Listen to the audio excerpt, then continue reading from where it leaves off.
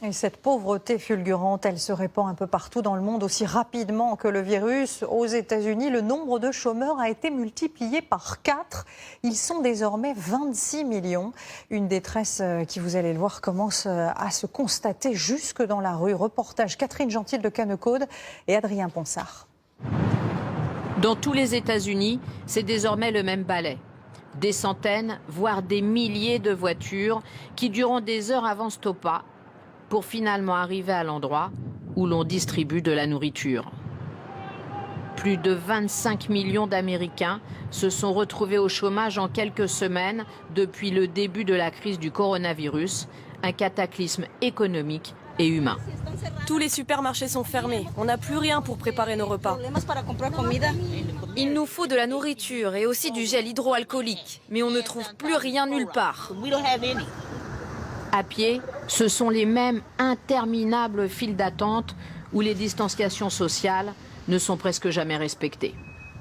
Comme ici, où il faut passer une partie de la journée avant d'avoir de quoi s'alimenter. Souvent, ce sont des parents qui viennent pour pouvoir nourrir les plus petits. De très nombreux enfants sont nourris à l'école. À partir du moment où elle ferme, c'est fini. Donc si on peut apporter une aide, même minime, c'est important.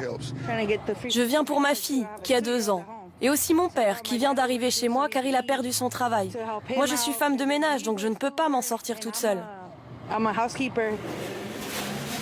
Dans les quartiers les plus pauvres, plusieurs fois par semaine, on prépare des repas à emporter. Souvent, ils sont distribués dans les écoles, désormais transformés en centres d'aide pour les familles. Il y a de plus en plus de monde qui vient ici. Parfois, on a tellement de monde qu'on doit très vite faire 50 ou 60 sacs de nourriture en plus. Vous venez souvent ici? 2 fois par semaine.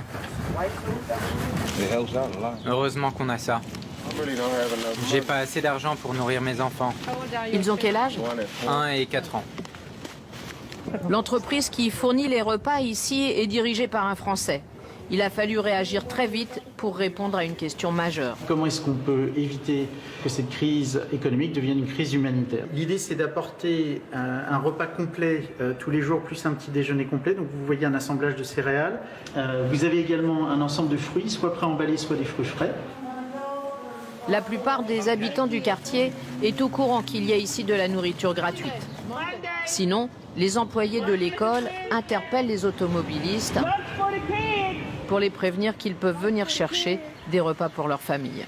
Aux États-Unis, 30 millions d'enfants déjeunent chaque jour à la cantine et pour la moitié d'entre eux, c'est le seul vrai repas de la journée. Donc tant que durera la crise du Covid-19, des distributions de nourriture dans tous les quartiers pauvres comme celui-ci